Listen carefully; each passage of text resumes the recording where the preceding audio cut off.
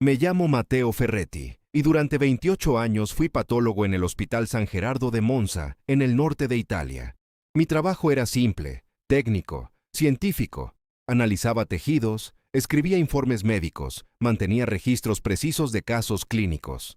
Era un trabajo que me gustaba precisamente por eso, porque no había ambigüedad moral. Los tejidos no mienten, las células cuentan historias verdaderas. Un diagnóstico correcto podía salvar una vida. Un informe exacto podía dar paz a una familia. Creía en la verdad científica como otros creen en Dios. Hasta septiembre de 2019, cuando descubrí que la verdad científica podía convertirse en arma y que mi creencia en ella sería puesta a prueba de la manera más brutal que puedas imaginar. Todo comenzó un martes por la tarde. Llevaba ya casi 3 décadas en ese hospital. Conocía cada pasillo, cada oficina, cada rincón del departamento de patología.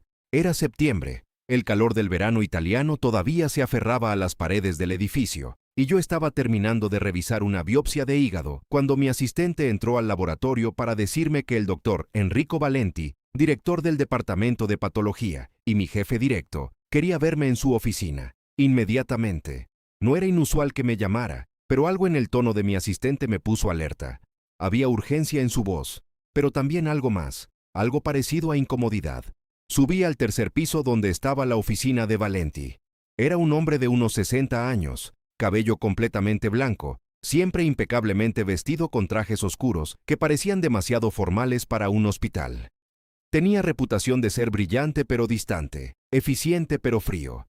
En todos mis años trabajando bajo su supervisión, nunca habíamos tenido una relación cercana. Era cordial, profesional, nada más. Toqué la puerta y él me invitó a pasar con un gesto de la mano. Cerró la puerta detrás de mí, lo cual ya me pareció extraño. Normalmente dejaba la puerta abierta durante reuniones de rutina. Me indicó que me sentara frente a su escritorio, un mueble masivo de caoba que dominaba la habitación. Había una carpeta manila sobre el escritorio, cerrada, sin etiquetas visibles. Valenti no perdió tiempo en charla trivial. Me dijo que tenía un trabajo delicado para mí, algo que requería discreción absoluta, y que confiaba en mi profesionalismo para manejarlo adecuadamente. Abrió la carpeta y vi de inmediato de qué se trataba. Era un expediente médico, uno que reconocí porque lo había revisado personalmente 13 años atrás. El nombre en la portada era Carlo Acutis, un adolescente que había muerto de leucemia en nuestro hospital en octubre de 2006. Tenía solo 15 años cuando murió. Recordaba el caso vagamente, como recordamos casos tristes pero no excepcionales en términos médicos. Leucemia mieloide aguda, tratamiento estándar, complicaciones inevitables, muerte, una tragedia, pero una tragedia médica común, el tipo de caso que ves docenas de veces en una carrera de patología. Valenti me explicó que el proceso de beatificación de Carlo Acutis estaba avanzando rápidamente. El Vaticano iba a solicitar acceso completo a todos los registros médicos del hospital, relacionados con el caso en cuestión de días, probablemente ese viernes. Era procedimiento estándar en casos de beatificación. Verificar la historia médica, confirmar detalles, asegurarse de que todo estuviera documentado apropiadamente. Lo que Valenti me pidió entonces cambió todo. Me dijo que necesitaba que yo ajustara algunos detalles en los informes médicos de Carlo. Específicamente, quería que agregara notas sugiriendo que la familia había rechazado tratamientos agresivos adicionales por motivos religiosos.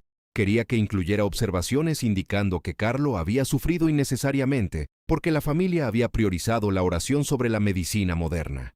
Quería que creara una narrativa donde la familia apareciera como negligente o fanáticamente religiosa, poniendo su fe por encima del bienestar de su hijo. Sentí como si el piso se abriera bajo mis pies. Le pregunté qué quería decir exactamente con ajustar. Me lo explicó con una claridad brutal. Quería que falsificara registros médicos. Quería que mintiera en documentos oficiales. Quería que inventara conversaciones que nunca sucedieron, que documentara rechazos de tratamiento que nunca ocurrieron, que pintara un cuadro completamente falso de cómo había sido tratado ese niño. Le dije que eso era imposible, que no podía falsificar registros médicos, que era un crimen, que era profundamente antiético, que iba contra todo lo que representaba mi profesión. Mi voz temblaba cuando hablé. No podía creer lo que estaba escuchando. Este era un hombre respetado, un director de departamento en un hospital prestigioso, y me estaba pidiendo que cometiera fraude médico deliberado. Valenti se reclinó en su silla y su expresión cambió. La formalidad desapareció y fue reemplazada por algo frío, calculador. Me preguntó si recordaba un préstamo que había solicitado 2 años atrás. Un préstamo de 85.000 euros. Por supuesto que lo recordaba. Había sido para la universidad de mi hija, para pagar su matrícula en la Bocconi en Milán. Era una universidad cara, pero ella había trabajado tan duro para entrar, y yo quería darle esa oportunidad. Valenti me informó entonces que había descubierto algo interesante sobre ese préstamo. Al parecer, en la documentación que presenté al banco, había usado el nombre del hospital como garantía institucional, sin tener autorización oficial para hacerlo. Técnicamente, eso constituía fraude. Había forjado una carta de respaldo institucional para mejorar mis posibilidades de aprobación. Y tenía razón, lo había hecho. En un momento de desesperación, cuando el banco inicialmente rechazó mi solicitud, había mejorado ligeramente la documentación. Nada grande, solo una carta con el membrete del hospital sugiriendo estabilidad laboral garantizada. Pensé que nadie lo notaría, que no importaba. Fue un error estúpido, impulsado por el pánico de no poder pagar la educación de mi hija. Valenti me dijo que sería terrible si la administración del hospital descubriera esa irregularidad. Implicaría mi despido inmediato, posibles cargos criminales, la ruina de mi reputación profesional. Perdería mi pensión después de casi 3 décadas de servicio. Mi hija tendría que abandonar la universidad. Mi familia quedaría devastada financieramente. Me sugirió con una sonrisa que no llegaba a sus ojos. Yo podía hacerle ese pequeño favor y todo ese problema desaparecería. Nunca mencionaría el préstamo irregular.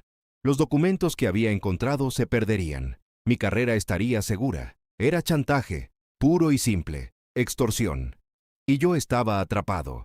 Tomé la carpeta con manos que temblaban visiblemente. Le pregunté cuánto tiempo tenía. Me respondió que 3 días. El Vaticano solicitaría acceso a los registros el viernes por la mañana. Los documentos modificados necesitaban estar listos para entonces. Todo tenía que parecer original, fechado apropiadamente, integrado naturalmente en el expediente. Me dijo que confiaba en mi habilidad técnica para hacer un trabajo convincente. Salí de esa oficina sintiéndome físicamente enfermo. Fui directo al baño y vomité. Me quedé ahí, arrodillado en el piso de azulejos fríos, temblando. Acababa de aceptar cometer un crimen. Iba a falsificar registros médicos de un niño muerto. Iba a manchar la memoria de un adolescente que había sufrido y muerto de una enfermedad terrible. Iba a mentir sobre una familia que probablemente había pasado por el infierno viendo morir a su hijo. Y lo iba a hacer para salvar mi propia piel, mi trabajo, mi comodidad financiera. Esa noche en casa no pude dormir. Mi esposa notó que algo andaba mal. Me preguntó varias veces qué me pasaba, pero no pude decirle. ¿Cómo le explicas a tu esposa que estás a punto de cometer fraude médico bajo chantaje? Me quedé despierto hasta las 4 de la mañana, mirando el techo, sintiendo el peso de lo que estaba a punto de hacer. Al día siguiente abrí el expediente de Carlo Acutis en mi oficina. Lo leí completamente, cada página, cada nota, cada informe de laboratorio. Era exactamente como lo recordaba. Leucemia mieloide aguda subtipo M3, diagnosticada en junio de 2006. Tratamiento iniciado inmediatamente siguiendo protocolos estándar internacionales. Quimioterapia agresiva. La familia había sido completamente colaborativa. Habían seguido cada recomendación médica al pie de la letra. Las notas de enfermería documentaban que los padres estaban presentes constantemente, que hacían preguntas inteligentes, que querían entender cada aspecto del tratamiento. No había absolutamente nada que sugiriera negligencia o fanatismo religioso. El niño había respondido inicialmente bien al tratamiento, pero luego desarrolló complicaciones. Infecciones oportunistas debido a su sistema inmune comprometido. Sangrado interno. Falla orgánica múltiple. Todo documentado meticulosamente. La muerte había ocurrido el 12 de octubre de 2006, por complicaciones inevitables de su enfermedad. Los médicos tratantes habían hecho todo lo humanamente posible. La familia había estado de acuerdo con cada intervención. No había controversia médica alguna, solo tragedia, y yo iba a contaminar esa verdad con mentiras inventadas. Antes de continuar, déjame preguntarte algo. Tengo mucha curiosidad. ¿Desde dónde me estás viendo? Déjame tu ciudad o país en los comentarios. Me encanta saber hasta dónde llegan estas historias. Y si este relato te está aportando algo, por favor, dale al botón de suscribirse. Me ayuda muchísimo a seguir compartiendo estas experiencias contigo. El segundo día me senté frente a mi computadora. Había decidido que lo haría, no porque quisiera, sino porque no veía otra salida. Tenía 53 años. Estaba demasiado viejo para empezar de nuevo en otra carrera. Mi hija dependía de mí para terminar sus estudios. Mi esposa y yo estábamos a 5 años de pagar nuestra hipoteca. La pensión del hospital era nuestra única seguridad para la vejez. No podía perderlo todo. No podía arriesgar a mi familia por principios, por abstractos morales. Así me convencía a mí mismo. Abrí el archivo digital del expediente de Carlo. El sistema del hospital usaba software de registros médicos electrónicos desde 2004, así que todo estaba digitalizado. Tenía acceso de administrador como jefe de patología. Podía editar entradas antiguas si era necesario para correcciones. Nunca había abusado de ese acceso, hasta ahora. Coloqué mis manos sobre el teclado. El cursor parpadeaba en la pantalla. Comencé a escribir. Una nueva nota fechada el 15 de septiembre de 2006, supuestamente escrita por mí durante una consulta con la familia. Escribí que la familia había expresado reservas sobre continuar con quimioterapia adicional, citando preferencia por intervención divina. Total mentira. Completa fabricación. Mis dedos tecleaban las palabras, pero mi estómago se retorcía con cada letra. Estaba a punto de continuar con la segunda oración cuando las luces de mi oficina parpadearon.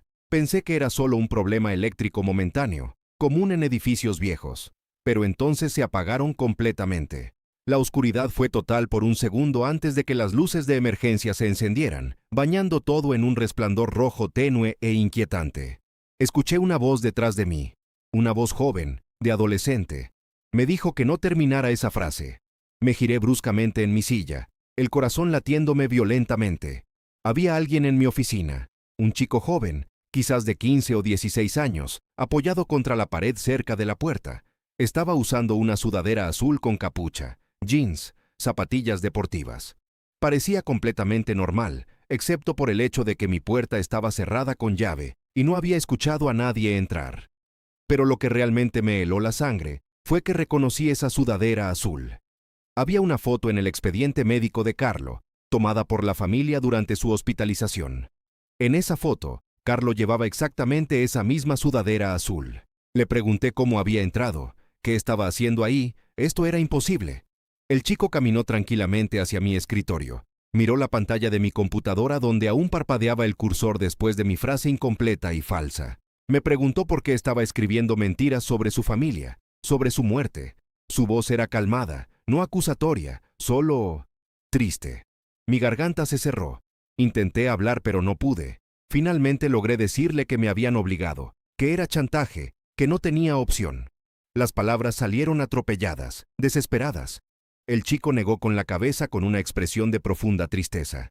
Me dijo que siempre había opción, que podía elegir la verdad y perder mi trabajo, o podía elegir la mentira y perder mi alma. Me preguntó cuál de las dos cosas dolía más. Lágrimas comenzaron a rodar por mis mejillas. Le dije que él no entendía, que tenía deudas, familia que dependía de mí, que no era tan simple como elegir entre bien y mal cuando tu sustento estaba en juego. Me respondió que él había tenido leucemia a los 15 años, que había enfrentado la muerte sabiendo que no volvería a crecer, que nunca tendría carrera o familia propia, pero que incluso en esas circunstancias había elegido no mentir sobre Dios para complacer a médicos escépticos o para hacer su situación más fácil. Me dijo que la elección siempre existía, sin importar cuán difíciles fueran las consecuencias. Intenté continuar escribiendo, intenté mover mis dedos sobre el teclado para terminar la falsificación, pero descubrí que no podía. Era como si mis manos se hubieran congelado. Mis dedos no respondían a mi cerebro. Le pregunté qué me estaba haciendo. Sonrió con tristeza y me dijo que no era él quien me estaba deteniendo. Era mi propia conciencia, pero que iba a darme algo que necesitaba, una prueba, información que podía salvarme si la usaba correctamente. Me explicó que en el sistema informático del hospital, los registros médicos de 2006 tenían un respaldo automático en un servidor externo que el doctor Valenti no sabía que existía. Había sido implementado por el técnico de TI anterior como medida de seguridad redundante antes de que lo despidieran en 2008. El sistema seguía funcionando silenciosamente en segundo plano. Cada alteración que yo hiciera a los archivos de 2006 sería automáticamente comparada con las versiones originales almacenadas en ese servidor de respaldo. Me dijo que la verdad estaba protegida tecnológicamente, que si yo cometía el fraude, sería expuesto en cuestión de semanas, cuando el Vaticano contratara auditores médicos independientes para revisar los registros. Esos auditores harían lo que siempre hacían: buscarían inconsistencias, verificarían múltiples fuentes, encontrarían el servidor de respaldo, compararían versiones, descubrirían mis falsificaciones. Podía cometer el crimen ahora y ser arrestado después, o podía negarme ahora y mantener mi libertad y mi dignidad. Entonces desapareció. Simplemente ya no estaba ahí. Las luces normales volvieron a encenderse. Me quedé solo en mi oficina, temblando, sudando, con el corazón latiendo tan fuerte que podía escucharlo en mis oídos. Me tomó varios minutos recuperar la compostura suficiente para moverme. Cuando finalmente pude, lo primero que hice fue verificar lo que me había dicho. Accedí al panel de administración del sistema de TI del hospital, algo que raramente hacía, pero para lo cual tenía credenciales. Busqué servidores de respaldo, configuraciones antiguas, sistemas heredados que aún corrían. Y ahí estaba, exactamente como me había dicho. Un servidor de respaldo automático implementado en marzo de 2006 por un técnico llamado Roberto Marini, quien había dejado el hospital en 2008. El sistema hacía copias incrementales diarias de todos los registros médicos y las almacenaba en un servidor físicamente separado en otra ubicación. Nadie lo había desactivado. Seguía funcionando, silenciosamente guardando copias de todo. Si yo modificaba los archivos de Carlo Acutis, las versiones originales seguirían existiendo en ese servidor. Cualquier auditor competente las encontraría. Las compararía con mis versiones falsificadas. Vería exactamente qué había cambiado, cuándo y por quién. Mi nombre de usuario estaría en cada modificación. Me quedaría sin excusas. No podría alegar error o confusión. Sería fraude evidente, rastreable, demostrable. Iría a prisión. Perdería todo de todas formas, pero además tendría antecedentes penales. Mi hija tendría un padre convicto. Mi esposa estaría casada con un criminal. Y todo eso para nada, porque la verdad sobre Carlo Acutis saldría de todas formas. Borré la frase que había comenzado a escribir. Borré cada palabra. Cerré el archivo sin guardar cambios. Me quedé mirando la pantalla en blanco durante largo rato. Entonces hice algo que jamás pensé que tendría el coraje de hacer. Tomé mi teléfono celular, abrí la aplicación de grabación de voz y llamé al doctor Valenti a su oficina. Le dije que necesitaba discutir el asunto de los registros de Acutis nuevamente. Él accedió a verme en 20 minutos. Subí a su oficina con el teléfono en mi bolsillo, grabando. No era legal grabar una conversación sin consentimiento en Italia, pero francamente ya no me importaba. Necesitaba evidencia de lo que me estaba pidiendo hacer. Valenti me preguntó si había completado el trabajo. Le respondí que no podía hacerlo. Le expliqué que acababa de descubrir que existía un servidor de respaldo con copias originales de todos los archivos. Le dije que cualquier modificación sería detectada, que seríamos expuestos, que iríamos a prisión. Su cara palideció. Claramente no sabía nada sobre ese servidor. Me preguntó cómo lo había descubierto. Le dije que había revisado el sistema de TI por precaución antes de cometer un crimen. Él comenzó a caminar de un lado a otro de su oficina, visiblemente nervioso. Entonces le dije algo más. Le informé que no iba a falsificar esos registros bajo ninguna circunstancia, que podía despedirme, exponerme por el préstamo irregular, hacer lo que quisiera, pero que no iba a manchar la memoria de un niño muerto con mentiras, que no iba a participar en lo que obviamente era un intento de sabotear un proceso de beatificación, que mi conciencia valía más que mi empleo. Valenti me miró con una mezcla de furia y algo parecido al miedo. Me dijo con voz tensa que me arrepentiría de esta decisión, que no tenía idea de con quién estaba tratando, que había fuerzas más grandes que yo involucradas en esto. Luego me ordenó salir de su oficina. Salí, detuve la grabación en mi teléfono y guardé el archivo en 3 lugares diferentes: mi teléfono, mi computadora personal en casa y un servicio de almacenamiento en la nube. Era mi póliza de seguro. Los siguientes días fueron agonizantes. Esperaba ser despedido en cualquier momento. Esperaba que Valenti cumpliera su amenaza sobre el préstamo, pero no pasó nada. Silencio absoluto. Valenti me evitaba en los pasillos. No recibí ninguna comunicación oficial. El viernes, El Vaticano solicitó formalmente acceso a los registros médicos de Carlo Acutis. Se les proporcionaron las copias sin modificar, exactamente como habían sido creadas en 2006, la verdad intacta. 2 semanas después, Valenti desapareció. No fue despedido públicamente, no hubo escándalo. Simplemente recibimos un correo electrónico de Recursos Humanos informando que el doctor Enrico Valenti había sido transferido a otra posición en el sistema de salud regional por razones administrativas. Un nuevo director de patología fue nombrado. Nunca supe exactamente qué pasó, pero sospecho que alguien por encima de Valenti descubrió lo que había intentado hacer. Quizás el Vaticano tenía informantes. Quizás alguien más en el hospital sabía algo y habló. Nunca lo sabré con certeza. Lo que sí sé es que en octubre de 2020, Carlo Acutis fue beatificado en Asís. Viajé hasta allá para estar presente en la ceremonia. No conocía a nadie. Era solo un rostro más en la multitud de miles de personas. Pero necesitaba estar ahí. Necesitaba ver el final de la historia que casi arruinó. Cuando el cardenal leyó la declaración oficial de beatificación, lloré. Lloré pensando en el adolescente que murió en nuestro hospital 14 años atrás. Lloré pensando en su familia que había sufrido la pérdida de un hijo. Lloré pensando en lo cerca que estuve de contaminar su memoria con mentiras. Lloré de alivio porque la verdad había prevalecido. Después de la ceremonia, busqué una iglesia pequeña en Asís. Hablé con un sacerdote anciano y le confesé todo. Le conté sobre la presión de Valenti, sobre el chantaje, sobre mi cobardía inicial al casi ceder. Le conté sobre la visita imposible de Carlo a mi oficina, sobre cómo me había advertido del servidor de respaldo, sobre cómo me había dado la información que necesitaba para tomar la decisión correcta. El sacerdote escuchó en silencio. Cuando terminé, me dijo algo que nunca olvidaré. Me dijo que Carlo me había salvado de cometer un crimen que habría destruido mi vida completamente. No solo mi carrera o mi libertad, sino mi alma. Y que ahora mi trabajo era usar esa experiencia para salvar a otros que estuvieran en situaciones similares. Esas palabras me marcaron profundamente. Volví a Monza determinado a hacer algo significativo con lo que había aprendido. Comencé a investigar más sobre falsificación de registros médicos en Italia. Descubrí que era mucho más común de lo que había imaginado. Había presiones financieras, políticas, legales. Médicos siendo chantajeados o sobornados para alterar diagnósticos, para ocultar negligencias, para fabricar evidencia en casos de seguros. Era un problema sistémico que pocos querían reconocer públicamente. Presenté una propuesta a la administración del hospital para crear un comité de ética médica enfocado específicamente en la integridad de registros médicos. Para mi sorpresa, la aprobaron.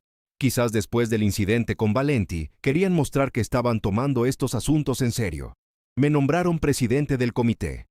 Durante los siguientes 6 años, ese comité investigó decenas de casos sospechosos de falsificación o alteración de registros. Desarrollamos protocolos para proteger a personal médico que reportara presiones para modificar documentos. Creamos sistemas de verificación cruzada y auditoría. Trabajamos con autoridades legales para procesar casos de fraude médico. Salvamos las carreras de varios médicos jóvenes que estaban siendo presionados de la misma manera que yo fui presionado. Les enseñé los truques que los administradores corruptos usaban, las amenazas que hacían, las vulnerabilidades que explotaban. Les di herramientas para protegerse, para documentar el acoso, para resistir sin destruir sus vidas. Uno de esos casos fue particularmente memorable. Una joven residente de cirugía llamada Sara vino a verme en 2022. Temblaba tanto que apenas podía hablar. Me contó que su supervisor le había ordenado modificar notas quirúrgicas para ocultar un error que él había cometido durante una operación. El paciente había sufrido complicaciones, pero sobrevivió. El supervisor quería que pareciera que las complicaciones eran inevitables, no resultado de su técnica deficiente. Sara no quería hacerlo, pero estaba aterrorizada. Estaba en su último año de residencia. Una mala evaluación de su supervisor podría arruinar sus posibilidades de conseguir un puesto como cirujana. Había trabajado 12 años para llegar hasta ahí. No sabía qué hacer. Le conté mi historia, cada detalle. La chantaje de Valenti, mi cobardía inicial, la aparición de Carlo, el servidor de respaldo, mi decisión de negarme. Le mostré cómo documentar las presiones que estaba recibiendo, cómo protegerse legalmente, cómo contactar a las autoridades apropiadas sin destruir su carrera. Ella siguió mi consejo. Reportó a su supervisor al Comité de Ética y al Colegio Médico Regional.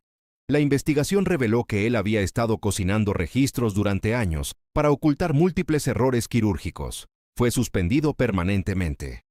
Sara completó su residencia bajo un nuevo supervisor y ahora es cirujana pediátrica en Turín.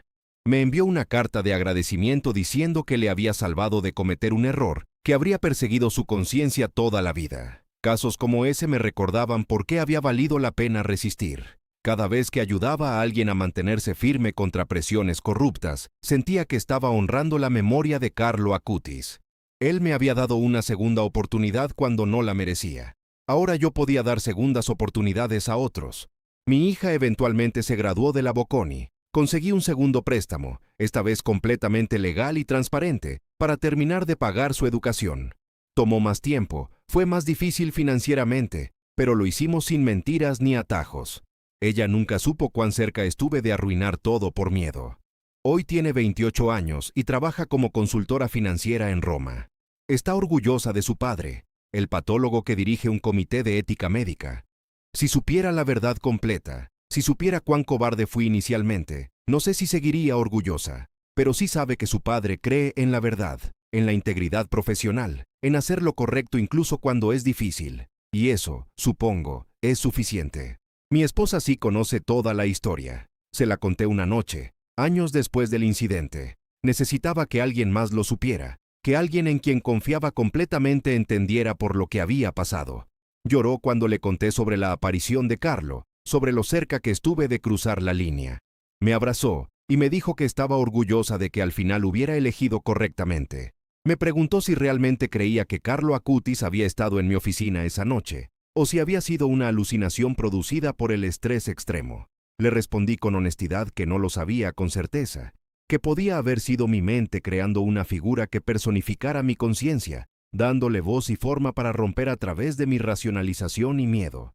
O podía haber sido realmente Carlo, interviniendo desde más allá de la muerte para proteger la verdad sobre su vida y su familia. Lo que sí sabía con absoluta certeza era que sin esa intervención, fuera lo que fuera, yo habría completado la falsificación. Habría cometido el crimen. Habría vivido con esa mentira corroyendo mi alma hasta el día de mi muerte. Y eventualmente habría sido descubierto y destruido de todas formas. Así que realmente no importaba si fue milagro o psicología. El resultado fue el mismo. Fui salvado de mí mismo, de mi cobardía, de mi debilidad, de mi disposición a sacrificar la verdad por conveniencia. Hay algo más que nunca le conté a nadie excepto a mi esposa y al sacerdote en Asís. Después de ese día en mi oficina, después de que Carlo desapareciera y las luces volvieran a la normalidad, encontré algo en mi escritorio que no había estado ahí antes. Era una estampita de oración, del tipo que se reparte en funerales o servicios conmemorativos.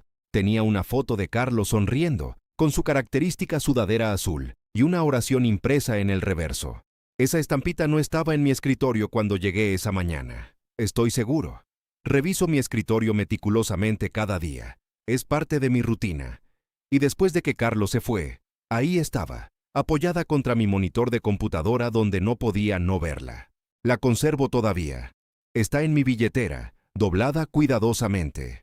La miro cuando enfrento decisiones difíciles, cuando la presión de hacer lo incorrecto se vuelve intensa. Me recuerda que siempre hay elección, que la verdad vale la pena protegerse, que nuestra integridad es más valiosa que cualquier seguridad temporal que podamos comprar con mentiras. Oye, una pausa rápida. Me encantaría saber desde dónde conectas hoy. Deja un comentario con tu ubicación. Siempre es increíble ver cómo crece esta comunidad por todo el mundo. Y si aún no te has suscrito, por favor, hazlo ahora. Tu apoyo lo es todo y me ayuda a seguir contando historias que realmente importan. En los años desde ese incidente, he pensado mucho sobre Carlo Acutis.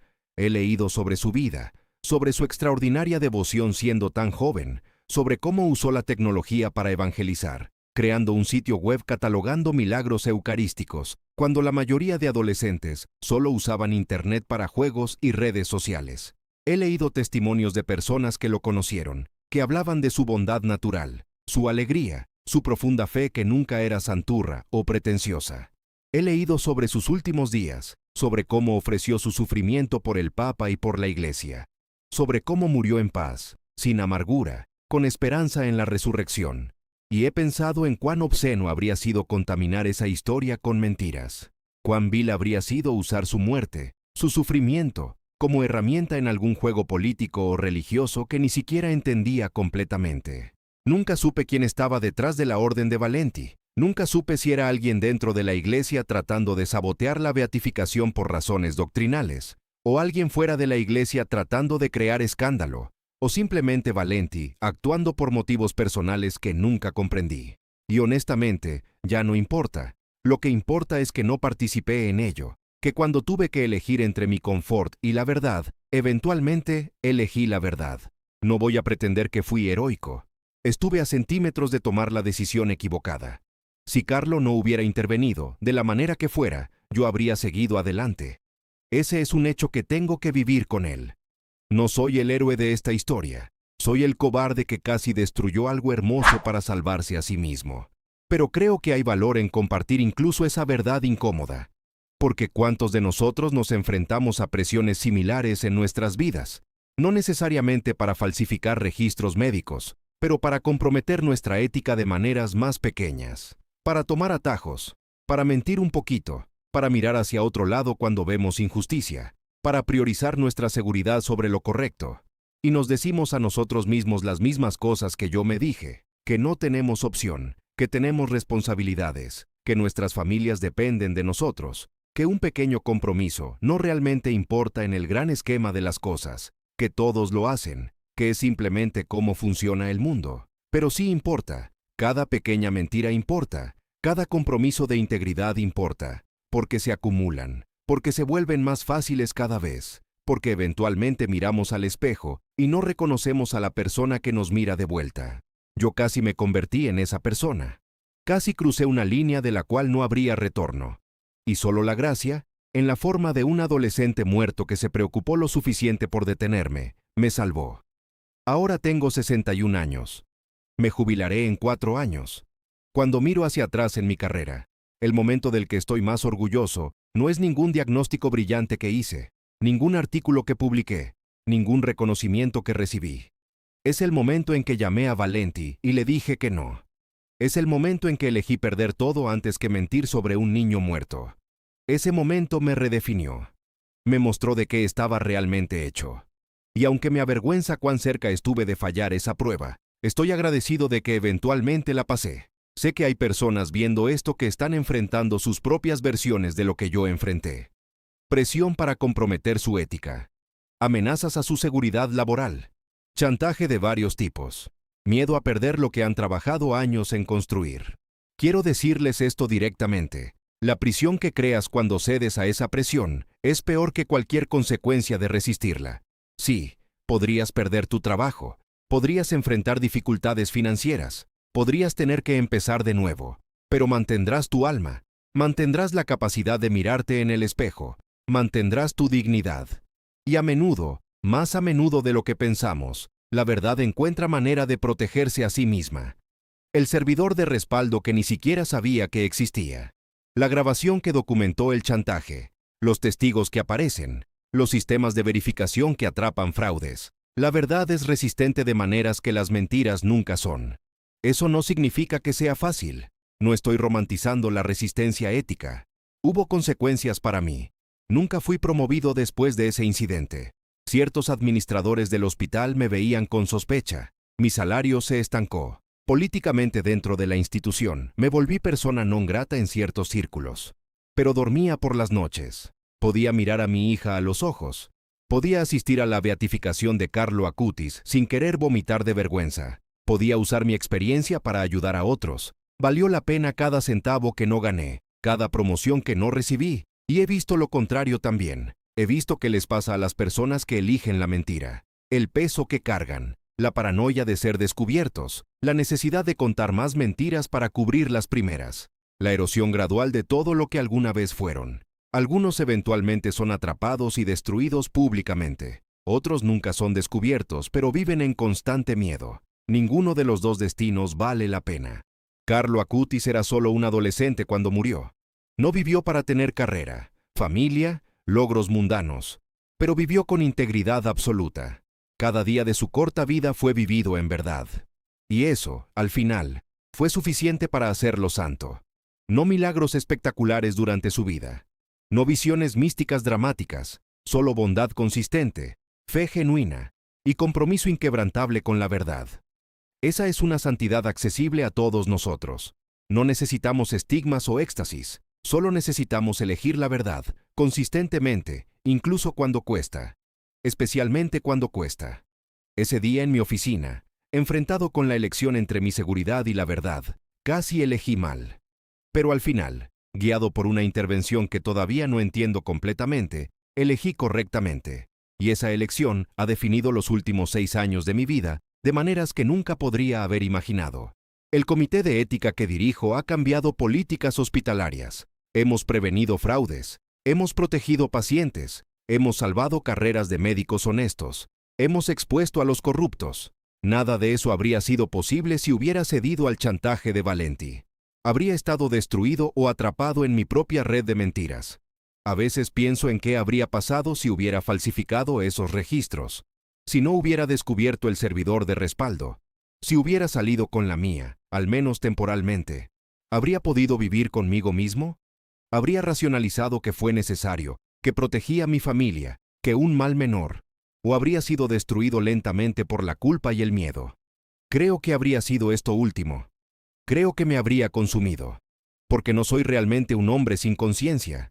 Soy débil, sí. Cobarde, demostré serlo. Pero no soy un sociópata. No puedo mentir sin sentirlo. Y una mentira de esa magnitud, sobre algo tan sagrado, habría sido como veneno en mi sistema. Carlo me salvó de ese veneno, me dio información que necesitaba, me mostró las consecuencias que enfrentaría, me recordó que había más en juego que solo mi conveniencia, y me dio la fuerza, de alguna manera, para hacer lo correcto. Por eso voy a Asís cada año en el aniversario de su beatificación. Por eso rezo ante su tumba, aunque nunca fui particularmente religioso antes. Por eso cuento esta historia, aunque me avergüenza admitir cuán cerca estuve de fallar. Porque creo que necesitamos estas historias. Necesitamos saber que otros han enfrentado tentaciones similares, que otros han temblado al borde del compromiso ético, que otros han querido tomar el camino fácil, y que es posible, con ayuda, con gracia, con coraje que no sabíamos que teníamos, elegir el camino difícil en su lugar. No sé si mis palabras alcanzarán a alguien que necesite escucharlas.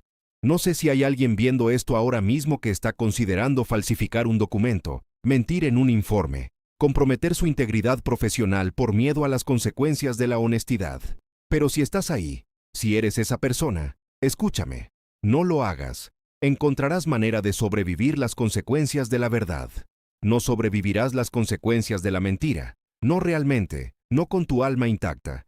Y tu alma es lo único que realmente posees al final. He visto la tumba de Carlo Acutis en Asís. Es simple, humilde, como fue su vida. Pero hay algo extraordinario en esa simplicidad. Murió sin nada excepto su fe y su integridad.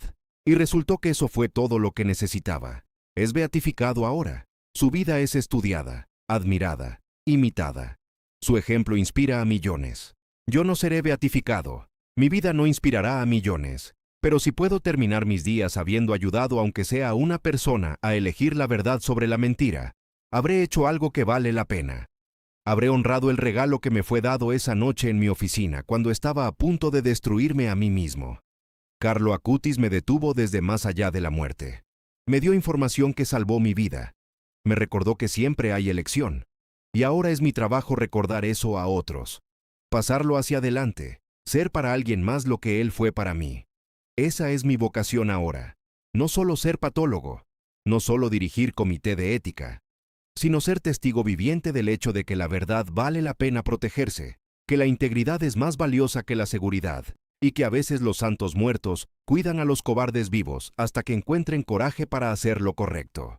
Gracias por escuchar mi historia. Espero que si alguna vez enfrentas tu propia versión de lo que yo enfrenté, recuerdes que no estás solo, que la verdad tiene defensores, visibles e invisibles, y que elegir correctamente, incluso cuando es difícil, siempre vale la pena al final. Siempre.